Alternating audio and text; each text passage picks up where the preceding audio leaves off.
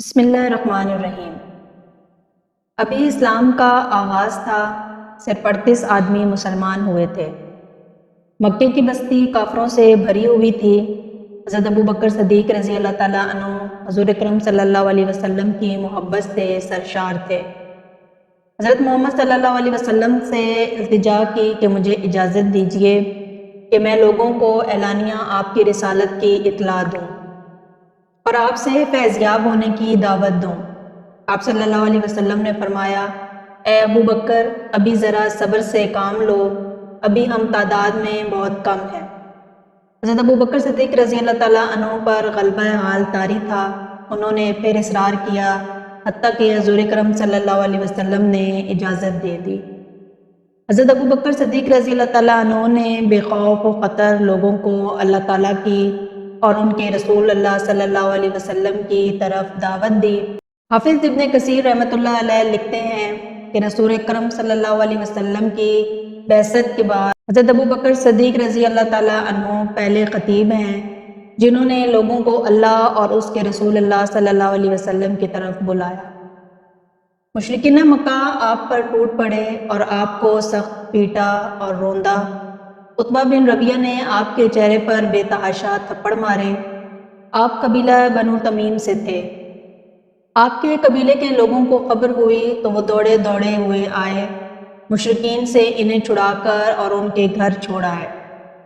حضرت ابو بکر صدیق رضی اللہ تعالیٰ عنہ بے ہوش تھے اور لوگوں کا خیال تھا کہ وہ جانبر نہ ہو سکیں گے۔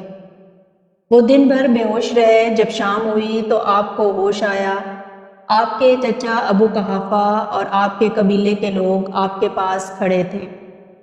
ہوش آتے ہی پہلی بات انہوں نے یہ کہی کہ رسول اللہ صلی اللہ علیہ وسلم کہاں ہیں اور کس حال میں ہیں۔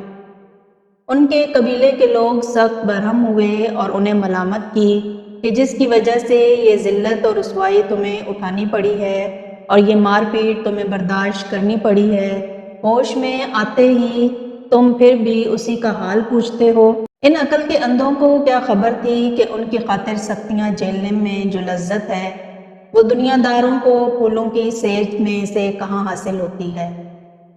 ان کے قبیلے کے لوگ مایوس ہو کر اپنے گھروں کو لوٹ گئے اور ان کی ماں ام الخیر سے کہہ گئے کہ جب تک محمد صلی اللہ علیہ وسلم کی محبت سے یہ باز نہ آ جائے اس کا بائیکاٹ کرو اور اسے کھانے پینے کو کچھ نہ دو۔ ماں کی ممتا تھی، جی بھر آیا، کھانا لا کر سامنے رکھ دیا اور کہا کہ دن بھر کے بھوکے ہو، کچھ کھا لو۔ حضرت ابو بکر صدیق رضی اللہ تعالیٰ عنہ نے کہا، ماں، اللہ کی قسم میں کھانا نہیں چکھوں گا اور پانی کا گھونٹ تک نہیں پیوں گا جب تک رسول اللہ صلی اللہ علیہ وسلم کی زیارت نہ کروں۔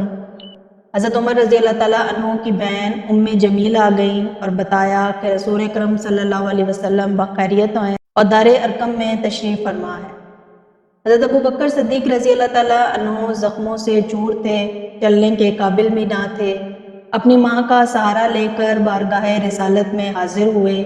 حضور اکرم صلی اللہ علیہ وسلم ان پر جھک پڑے اور انہیں چوما۔ حضور اکرم صلی اللہ علیہ وسلم پر سخت گریہ طاری تھا۔ اللہ کی لاکھ لاکھ رحمتیں ہوں ان عظیم جلیل القدر صحابی پر۔ اللہ ہمیں ان کی صحیح اتباع نصیب فرمائے، آمین۔ امید کرتی ہوں کہ آپ کو ہماری ویڈیو پسند آئی ہوگی۔ ویڈیو پسند آئی ہو تو ہمارے چینل کو سبسکرائب کریں۔ ملتے ہیں نیکسٹ ویڈیو میں، تب تک کے لیے اجازت دیجیے، اللہ حافظ۔